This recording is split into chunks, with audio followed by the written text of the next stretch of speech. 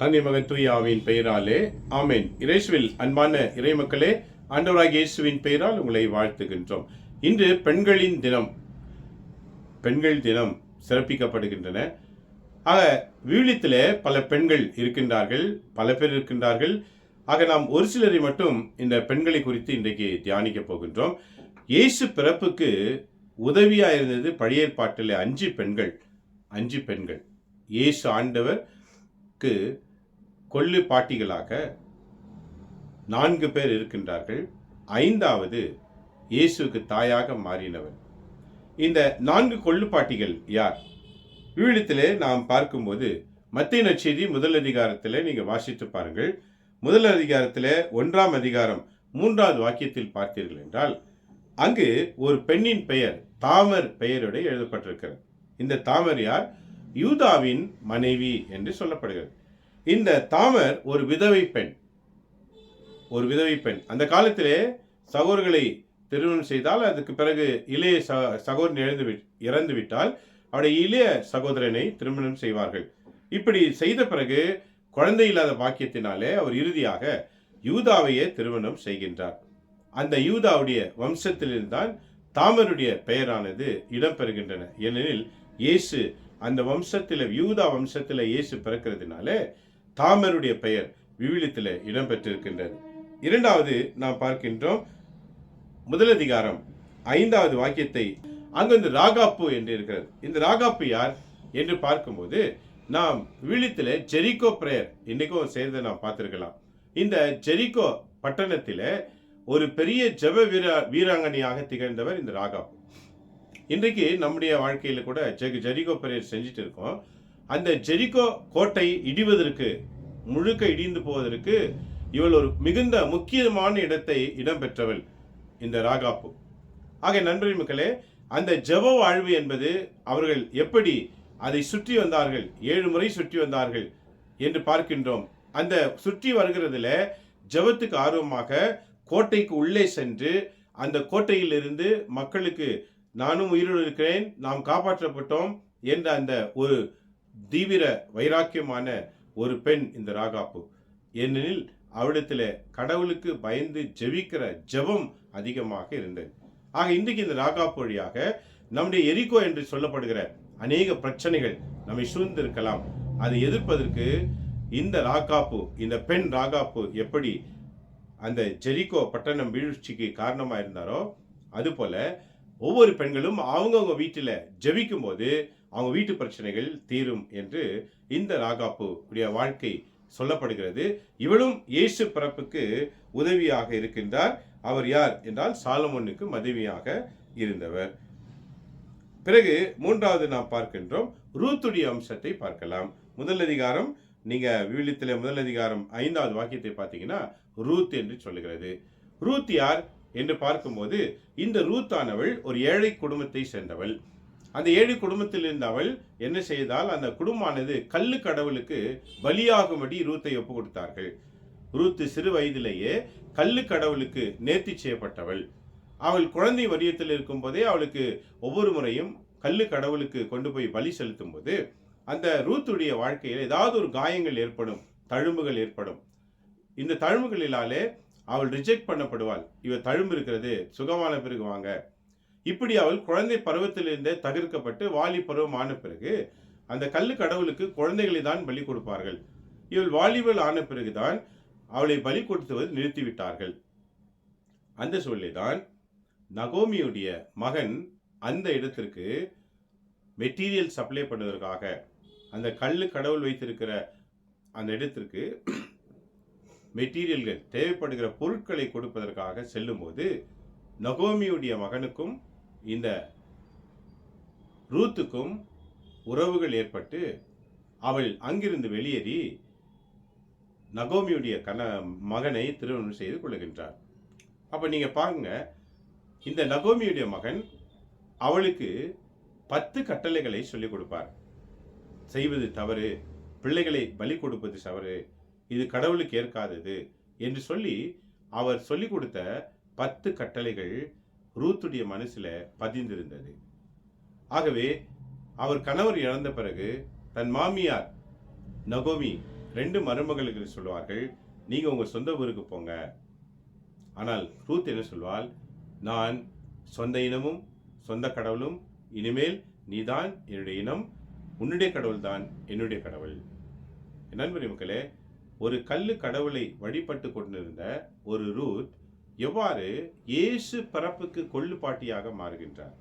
ஏனெனில் அவள் சொன்ன செய்தி என்னவென்றால், இனிமேல் உன்னுடைய கடவுள் தான் என்னுடைய கடவுள், நான் அவரையே சேவிப்பேன், அவரையே நம்பியிருப்பேன். இஸ்ராயல் வம்சத்திற்கு திரும்ப அவங்க எகிப்திலிருந்து செல்லும்போது அந்த மக்கள் ஏற்றுக்கொள்ள மாட்டார்கள் ரூத்தை. ஆனால் என்ன நடந்தது? ரூத் சொல்லப்பட்ட அந்த 10 கட்டளைகளின் விளக்கங்கள் அவர்களால் ஆச்சரியப்படுத்தப்பட்டது. இதே இனத்தில் பிறந்து இதே இனத்தில் வருகிற நமக்கு தெரியாதது இவளுக்கு தெரிகிறதே என்று ஆச்சரியப்பட்டு நொகோமிக்கு மருமகளாய் ஏற்றுக்கொள்ளலாம் என்று சொல்லுகின்றார்கள். இதிலிருந்து என்ன தெரிந்து கொள்கிறோம்? அந்நிய இனத்தில் பிறந்தவர் இயேசுவுக்கு கொள்ளுப்பாட்டியாக மாறுகின்றார் என்றால் அவள் எந்த அளவுக்கு கடவுளோடு உறவு வைத்திருப்பாள்? என் அன்புடைய மக்களே, இன்றைக்கு நம்முடைய வாழ்க்கையிலும் நாம் சிந்திக்க வேண்டும். கிறிஸ்தவ இனத்திலே பிறந்து பெண்களாகி நீங்கள் என்ன சாதிக்கின்றீர்கள்? இவர்களிலே ஒருவராக மாற வேண்டும். 4வது பார்க்கின்றோம். 4வது பத்சேபா. இந்த பத்சேபா யார் என்று பார்க்கும்போது உரியாவின் மனைவி, தாவீதுக்கு மனைவி ஆகின்றார். தாவீதுக்கு மனைவி ஆகும்போது தாவீதுக்கு ஒரு குழந்தை பிறக்கிறது. ஆக அந்த குழந்தை சாலமோன் என்று சொல்லுகின்றது. அப்ப உரியாவின் மனைவி பத்சேபாக்கும் தாவீதுக்கும் பிறந்த குழந்தை சாலமோன், கடவுள் சாலமோனை ராஜாவாக தேர்ந்து கொள்கின்றார். தாவீதின் வம்சத்திலே தான் இயேசு பிறப்பார் என்ற செய்தி உருவானது. அப்ப தாவீதுக்கும் பத்சேபாலுக்கும் நடந்த உறவுகளிலே பிறந்தவர் தான் இந்த சாலமோன். சாலமோனுடைய வம்சமானது தொடர்கிறது பாருங்க. அப்ப பத்சேபாலும் கடவுளுக்காக தேர்ந்து கொள்ளப்படுகின்றாள். இப்படி 4 பேரும் இயேசுவுக்கு கொள்ளுப்பாட்டிகளாக மாறுகின்றார்கள். 5வது பாருங்க, வீழ்த்திலே வாசிக்கும் போது முதல் அதிகாரம் நீங்க 16வது வாக்கியத்தை வாசித்து பாருங்கள். அங்கு மரியாள் தோன்றுகிறார். மரியாள் பூமியிலே தோன்றும் வரைக்கும் உலகத்தில் இருந்த அநேக பெண்களுடைய வாழ்க்கைக்கு இகழ்ச்சியாகவே இருந்தது. பெண்களை இகழ்ச்சியாக நடத்தினார்கள். பெண்களை ஏற்றுக்கொள்ளவில்லை, அடிமைகளாக பயன்படுத்தினார்கள். பெண்கள் படுக்கைக்கும் அடுப்பறைக்கும் மட்டுமே இருக்கணும்னு உள்ளேயே அடக்கி வைத்திருந்தார்கள். இப்படி வாழ்ந்த அடிமைதனம் தூய கன்னி மரியாள் வழியாக, அன்னை மரியாள் வழியாக பெண்ணினம் உயர்த்தப்படுகிறது. ஏனென்று பார்க்கும்போது அன்னை மரியாள் வாழ்ந்த இடத்தை சற்று ஆராய்ந்து பார்க்க வேண்டும். மரியாள் பிறப்பு இடம், வாழ்ந்த இடம் அன்னைக்கு எவ்வாறு இருந்தது என்றால், விபச்சாரங்கள் பெருகியிருந்தது. அந்த ஊரிலே விபச்சாரங்கள் பெருகியிருந்தது. அந்த பெருக்கமான அந்த ஊரிலே கன்னிமரியாள் எந்த அளவுக்கு தன்னுடைய வாழ்க்கையை பாதுகாத்து கடவுளுடைய திட்டத்திற்கு ஒப்பு கொடுத்தார் என்பது இந்த இடத்துல தெரியப்படுகிறது. அப்ப இன்றைக்கு நம்முடைய வாழ்க்கையில நாம் எந்த இடத்துல சூழ்ந்திருக்கிறோம் என்பது முக்கியமல்ல, நாம் எங்க இருக்கிறோம் என்று முக்கியமல்ல. நம்மை சூழ்ந்து பல பிரச்சனைகள் இருக்கலாம், நம்மை சூழ்ந்து பல பாவங்கள் இருக்கலாம், நம்மை சூழ்ந்து பலவிதமான அந்நியர்கள் சூழ்ந்திருக்கலாம், தனிமையிலே நீங்க கிறிஸ்தவர்களா இருக்கலாம். ஆனால் அன்னை மரியாள் நினைத்து பாருங்கள், அவங்க வாலிப பருவம் வரை வரைக்கும், யோசேப்புக்கு நியமிக்கப்படுகிற வரைக்கும் அவங்க வாழ்ந்த ஊரு ஒரு விபச்சார ஊராக இருந்தது என்று பின்னணி சொல்லப்படுகிறது. ஆக அந்த இடத்துல இவங்க எப்படி தன்னுடைய வாழ்க்கையை புனிதப்படுத்தினார்கள்? ஏனெனில் அவர்கள் திருவிழித்தை, பழையற்பாட்டு விழித்தை படித்தார்கள். என் அன்புரை மக்களே, இன்றைக்கு உலகத்திலே எல்லா பெண்களுக்கும் மாடல் அன்னை மரியாள் தான். அவருடைய பெயர் புகழ்ந்து கொண்டிருக்கின்றன. பல பேர் பல விதங்களாக நினைக்கலாம். ஆனால் பெண்ணினத்தின் கலங்கத்தை போக்கினவர், பெண்ணினத்தின் உயர்வுக்கு காரணமாயிருந்தவர், பெண்கள் கடவுளால் தேர்ந்து கொள்ளப்பட்டவர்கள் என்று நிரூபிக்கப்பட, பெண்களால் உயர்த்தப்பட, பெண்கள் இனத்தை உயர்த்தப்படும்படியாய் தூய கன்னிமரியாள் தோன்றுகின்றார். எந்த பெண் வழியாக உலக அழிவு தோன்றினதோ அதே பெண் வழியாக உலகத்துக்கு ஆசீர்வாதம் தேவை என்று புதிய ஏற்பாட்டிலே தூய கன்னிமரியாளை உயர்த்தி பார்க்கிறதை இன்றைக்கும் நாம் பார்க்கின்றோம். ஆக விழுத்திலே இப்படிப்பட்ட பழைய ஏற்பாட்டில் இருக்க பெண்கள் இயேசுவுக்கு 4 கொள்ளிப்பாட்டியாகவும் ஒரு தாயாகவும் தோன்றுகின்றார். ஆக இன்றைக்கு நாம் என்ன நினைக்க வேண்டும்? நான் எப்படி வாழ்கின்றேன்? ஆண்டவர் இயேசு சொல்லுகின்றார், யார் என் தாய், யார் என் சகோதரன்? கடவுளின் திருவுளத்தை நிறைவேற்றுகிற ஒவ்வொருவருமே என்னுடைய தாயும் என் சகோதரனுமாய் இருக்கின்றார்கள். ஆக இன்றைக்கு கடவுளின் திருவுளத்தை நிறைவேற்றுகிறவர் எவரோ அவர்கள்தான் ஆண்டவர் இயேசுவுக்கு ஆண்டுடைய வம்சத்தில, ஆண்டுடைய குடும்பத்தில பிறக்க முடியும். அப்போ ஒவ்வொரு பெண்ணும் இன்றைக்கு தன்னுடைய வாழ்க்கையில நான் எவ்வாறு வாழ்ந்து கொண்டிருக்கிறேன், கடவுளின் திட்டத்துக்கு வாழ்கிறேனா என்று சிந்தித்து பார்க்க வேண்டும். அப்படி புதிய ஏற்பாட்டில் கடவுளின் திட்டத்துக்கு செயல் புரிந்த இன்னும் சிலரை நாம் பார்க்கின்றோம். விழுத்தில் மிக அருமையாக சொல்லப்பட்டிருக்கின்றது என்ன என்று நான் பார்த்தீங்கன்னா, ரோமர் 16ஆம் அதிகாரத்தில் அங்கு ஒரு 5 பெண்களை பற்றி பவுலடிகளார் சொல்லுகின்றார். இறை பணியிலே உதவி செய்த பெண்கள் பவுலடிகளார் உரைக்கின்றார். முதல் பெண்கள் யார் என்று பார்க்கும்போது பெலிஷிபா. இவர் யார் என்று பார்த்தோம் என்றால், இவர்தான் ரோம் நகருக்கு, இஸ்ரேலிலிருந்து ரோமுக்கு நடந்தே சென்று இந்த ரோமர் புத்தகத்தை கொண்டு போய் சேர்த்தவர். நடந்தே சென்று.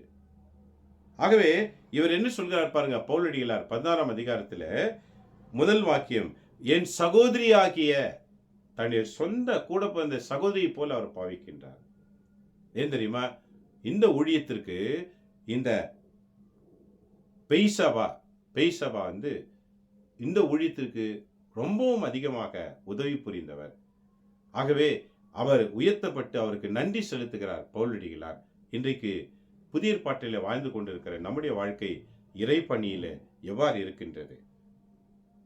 பெண்கள் சிந்திக்க வேண்டும். இரண்டாவது பாருங்க, அவர் என்ன சொல்லுகின்றார் என்று பார்க்கும்போது 16:1 வாசிக்கும் போது, நாம் சகோதரியாக பெய்சபாவை குறித்து நற்சான்று அளிக்க விரும்புகின்றேன். நற்சான்று, ஒரு பெண்ணுக்கு நற்சான்று கிடைப்பது மிக மிக கடினம். அந்த பெண்ணுக்கு எப்போ நற்சான்று கிடைக்கும்? பைபிளை படிக்கும் போது மட்டும்தான். இயேசுவுக்கு தாயா மாறின அன்னை மரியாள் எபிரேய மொழியில் எழுதப்பட்ட பைபிளை முழுக்க முழுக்க படித்து தன்னை தூய்மையாக வைத்துக் கொண்டார். அதே போல இந்த இறைப்பணியில பவுலுக்கு உதவியா இருந்த பெய்சபா பாருங்க, பெய்சபாவுடைய வாழ்க்கையை பார்க்கும்போது நற்சான்று அளிக்க விரும்புகிறேன். இவர் கெங்கேயாவில் இருக்கும் சபையில் திருத்தொண்டராய் இருக்கின்றார். திருத்தொண்டர் பாருங்க, திருத்தொண்டர், இறைப்பணிக்காக தன் வாழ்க்கையை அர்ப்பணித்தவர், திருத்தொண்டராக இருக்கின்றார். இறை மக்களுக்கு எவ்வாறு ஆண்டவரின் பெயரால் அவரை வரவேற்று அவருக்கு தேவையான உதவியும் செய்கின்றார். இறைப்பணிக்கு தேவையான உதவிகள், ஏனெனில் அவரும் பலருக்கு உதவி செய்கின்றார் என்று எனக்கு தெரிய வந்திருக்கிறது. இறைப்பணிக்காக, இறை வளர்ச்சிக்காக, இறை திட்டத்துக்காக மக்கள் மத்தியில எந்த அளவுக்கு உழைத்திருக்கிறார் என்று பவுல் அவருக்கு நன்றி சொல்லுகின்றார். அது மாத்திரமல்ல, இரண்டாவதாக பாருங்க, கிறிஸ்து இயேசுக்காக என்னோடு சேர்ந்து உழைக்கின்ற பிரிஸ்கிலாவுக்காக நன்றி சொல்ல கடமைப்பட்டிருக்கேன். அகிலா, பிரிஸ்கிலா. இந்த அகிலா பிரிஸ்கிலா யாருங்க? பிரிஸ்கிலா தான் பெண்ணுடைய பெயர், அகிலா என்பது ஆணுடைய பெயர். இந்த பிரிஸ்கிலாவுக்கு நன்றி செலுத்துகிறாராம். இவங்க யாரு? இவங்க கூடார தொழில் ஈடுபட்டவர்கள். இவங்க எங்கெல்லாம் கூடார தொழில் அப்படின்னா பில்டிங் கான்ட்ராக்டர். இன்னைக்கு சொன்னா பில்டிங் கான்ட்ராக்டர். இவங்க எங்கெல்லாம் பில்டிங் கான்ட்ராக்ட் செய்ய போறாங்களோ அந்த இடத்தை சுற்றிலும் பவுலும் அதில் பணி செய்து இவங்க குடும்பமாக, பிரிஸ்கிலாவும் அகிலாவும் குடும்பமாக இந்த இறை ஊழிய திட்டத்துக்கு உதவியாக இருந்தார்கள் பவுலடிகளாருக்கு. எப்படி விழுத்தில் அவங்க பெயர் இடம் பெறுகிறது பாருங்க. அப்பனா என்ன? கடவுள் திட்டத்திற்கு குடும்பமாக செயல்பட வேண்டும். ஆக இதுல முதன்மை இடம் பெறுவது யார்? பிரிஸ்கிலா தான். ஒரு பெண் இறை பணியிலே நுழையும் போது அந்த குடும்பமே, கணவன், மனைவி, பிள்ளைகள் அனைவருமே அந்த இறைப்பணி நுழைவதற்கு உதவியாக மாறுகின்றது. அதற்கு தேவைப்படுகிறது வார்த்தை, இறை வார்த்தை. ஆக இன்றைக்கு ரோமில் பெரிய சட்ட திட்டங்கள் வீழ்த்தின்படி நடக்கிறது என்றால், இந்த ரோம் நகரத்தில் எழுதப்பட்ட, பவுல் எழுதப்பட்ட இந்த நூல் அங்கு போய் சேர்ப்பதற்கு பெண் உதவியா இருந்தாங்க. அப்ப இந்த அகிலா, பிரிஸ்கிலா எந்த அளவுக்கு கடவுள் பவுலடிகளாருக்கு உதவியா இருந்திருக்கிறார் என்று நாம் பார்க்கின்றோம். அதோடு கூட பாருங்க, மூன்றாவதாக மரியா என்று சொல்லப்படுகிறது. மரியா என்கின்றவள், அந்த பெண்ணும் பவுலடிகளாருக்கு உதவியாக எழுதியிருக்கிறார். ஆக என்ன சொல்றாரு? உங்களுக்கு பாடுபட்டு உழைத்த மரியாவுக்கு வாழ்த்து தெரிவிக்கின்றேன். ஏனெனில் ரோம் நகரிலே இறை ஊழியம் வளர்ச்சி அடைவதற்கு இந்த மரியாவும் ஒரு மூல காரணமாக இருந்தாராம். இவர் ஒரு வாலிப பெண். இந்த வாலிப பெண் மரியா என்கிறவள் எப்ப அளவுக்கு இறை ஊழியத்திற்கு திடமாய் இருந்தார்கள். 4வது பார்க்கின்றோம் 16ஆம் அதிகாரம் 12வது வாக்கியத்தில், ஆண்டவருக்காக உழைக்கும் திரிபோனியாவுக்கு திபிரியாவுக்கு நான் நன்றி செலுத்துகின்றேன். பாருங்க, திரிபோனியாவுக்கு இந்த பெண்ணும் குடும்பமாக இறை ஊழியத்திற்காக முன் வந்தவர்கள். 5வது பார்க்கும்போது பெர்சிக்கு, அன்பார்ந்த பெர்சிக்கு என் வாழ்த்துக்களை நான் தெரிவித்துக் கொள்கின்றேன். பெர்சி சொல்லுகிறார். பெர்சி என்ற பெண்ணும் இறைத்தூது பணிக்கு உதவிகரமாய் இருக்கின்றார். அதோடு 13வது வாக்கியத்தில் பாருங்க, அங்கு பார்க்கும்போது ஆண்டவர் பணிக்கு தேர்ந்து கொள்ளப்பட்ட ரூப்புக்கு நான் நன்றி செலுத்துகிறேன். ரூப் என்கிறவர் யார்? ரூப் என்கிறவர் நாம் சிலுவை பாதையில படிக்கின்றோம். சீமோன் இயேசுக்கு உதவி செய்தார். இந்த சீமோன் இயேசுக்கு உதவி செய்த பிறகு சீமோனுடைய மனைவிதான், அந்த மனைவியுடைய மகன் தான் இந்த ரூப்பு. அப்ப இங்க பவுல் என்ன சொல்றாரு பாருங்க, ரூப்புக்கு நான் நன்றி செலுத்துகின்றேன், ஏனெனில் அவர் அன்னைக்கும் வாழ்த்து கூறுகின்றேன். அவருடைய அன்னை எனக்கு அன்னையாக போன்றவர். சீமோனின் மனைவி, சிலுவை பாதையிலே நாம் படிக்கிறோம், சீமோன் இயேசுவின் சிலுவையை சுமந்து செல்வதற்கு முன் வந்தார். அவருடைய மனைவி, அந்த மனைவி தான் பவுலடிகளார் சொல்றார், என்னுடைய தாயாக அவரை நான் ஏற்றுக்கொள்ளுகின்றேன். ஆக அந்த தாய்க்கு நான் நன்றி செலுத்துகின்றேன். அந்த தாய் இயேசு சிலுவை சீமோன் சுமக்கும் போது அதை பார்த்து அந்த சிறு பையன் ரூப் என்கிறவன் சிறு பையன் அப்போது அவன் இந்த இறை பணியில எனக்கு மிகுந்த உதவிகரனாக மாறிவிட்டான். ஏனெனில் அவர் தாய்க்கு தான் நன்றி சொல்லணும். அவர் தாய் அந்த பிள்ளையை அவ்வாறு வளர்த்திருக்கின்றார். என் நண்பர் மக்களே, சிந்தனை செய்து பாருங்கள். இன்றைக்கு விவிலியத்தில் ஒவ்வொரு பெண்களும் எவ்வாறு இடம்பெற்று ஆண்டுடைய வார்த்தைக்கு வெற்றி பெற்றிருக்கிறார்கள். ஆக இந்த ரூப்புக்கு நன்றி சொல்ல காரணம் என்ன என்று சொன்னால், இப்பேற்பட்ட ஒரு பிள்ளையை வளர்த்து இறைப்பணிக்கு கொடுத்திருக்கிறாரே, அவருடைய அன்னைக்கு நன்றி சொல்லுங்க. இன்னைக்கு உங்க பிள்ளைங்களை நீங்க எவ்வாறு வளர்க்கிறீர்கள்? இயேசுவின் சிலுவை காயங்களை சொல்லிக் கொடுப்பீர்களா? இயேசுவின் பாடுகளை சொல்லிக் கொடுப்பீர்களா? சீமோனின் மனைவிதான் அந்த அன்னை. பவுல் அவரை எனக்கு தாய் என்று சொல்லுகின்றார். எந்த அளவுக்கு அவங்க இறைப்பணியிலே குடும்பமாக பவுலுக்கு உதவியா இருந்திருக்கிறாங்க என்று யோசித்து பாருங்கள். ஆக இன்றைக்கு பெண்களாகிய நீங்கள் எதை சாதிக்கின்றீர்கள்? எதை சாதிக்க போகின்றீர்கள்? சாதனை செய்வதற்கு வயது முக்கியமல்ல. சாதனை செய்வதற்கு நீ எந்த வயது இருந்தாலும் விவிலியத்தை படித்தாலே நீ எவ்வாறு சாதிக்கலாம் என்று ஆண்டவர் உன்னை உயர்த்த காத்து கொண்டிருக்கின்றார். ஆக என் அன்பு பெண்மணிகளே, உங்களுடைய வாழ்க்கையில இந்த விவிலியத்தை ஒவ்வொரு நாளும் படிங்க. இவர்கள் பெயர் இடம்பெற்றது போல சரித்திரத்திலும் உங்கள் பெயர்களும் இடம்பெற ஆண்டவராகிய கடவுள் காத்து கொண்டிருக்கின்றார். உங்களுக்காக செபிக்கின்றேன். அன்பு தந்தை இறைவா, ஒவ்வொரு பெண்களுக்காக இன்றைக்கு செபிக்கின்றோம். கிறிஸ்தவ இனத்தில் பிறந்திருக்கலாம், பிறக்காமல் இருந்திருக்கலாம். காலம் வரும்போது ரூத்தை தேர்ந்து கொண்டது போல ஒவ்வொரு பெண்களையும் நீ தெரிந்து கொள்வீராக.